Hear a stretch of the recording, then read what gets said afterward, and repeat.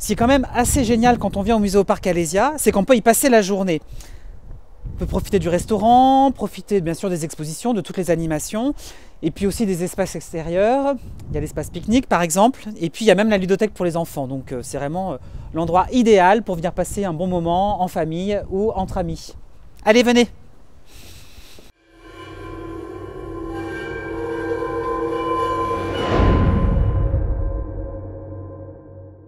Le Muséoparc Alésia, c'est très simple, c'est tout d'abord le centre d'interprétation qui se trouve juste derrière moi, ainsi que la reconstitution des fortifications romaines que vous pouvez aussi apercevoir.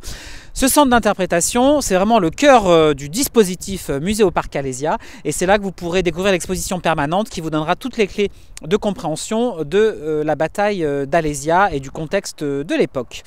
Bien évidemment, vous pourrez vous balader et explorer ici les lignes de fortification et surtout profiter, notamment pendant la période estivale, des différentes animations qu'on vous proposera.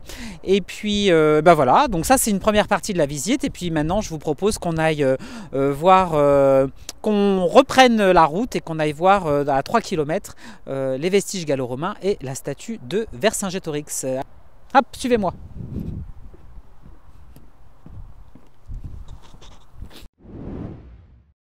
Nous voici sur le mont Ossois, à l'emplacement de l'oppidum gaulois dans lequel Vercingétorix s'est réfugié pendant la bataille d'Alésia.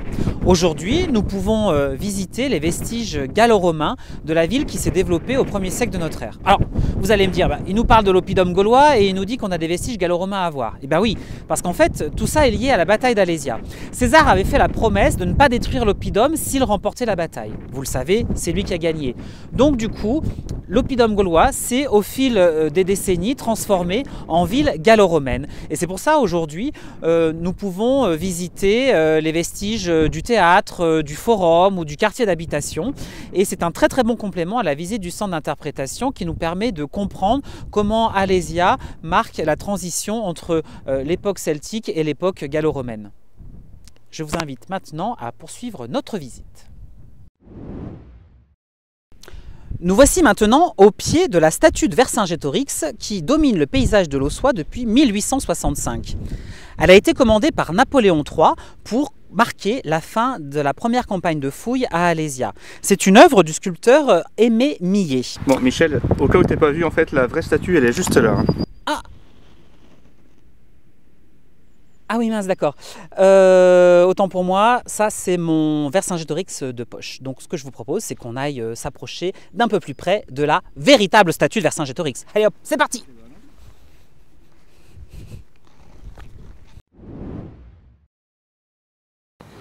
Nous voici maintenant véritablement au pied de la statue de Vercingétorix.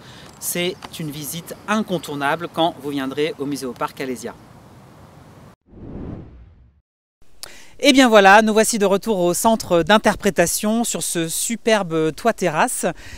Vous avez maintenant compris tout ce que vous pouvez découvrir en venant au Muséoparc Alésia et avec toute l'équipe, nous serons heureux de vous accueillir tout au long de l'année. Il y a bien évidemment toute la programmation culturelle 2019 à télécharger sur notre site internet et vous trouverez mois par mois toutes les animations que nous vous proposons.